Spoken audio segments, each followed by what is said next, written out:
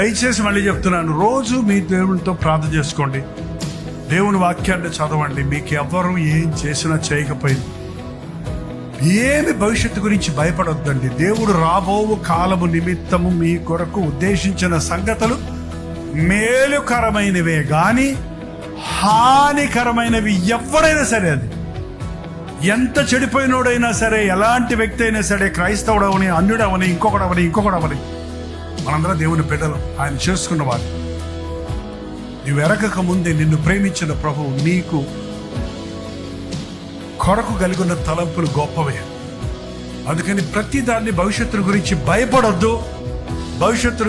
భవిష్యత్తు కొరకు మనుషుల మీద ఆధారపడొద్దు.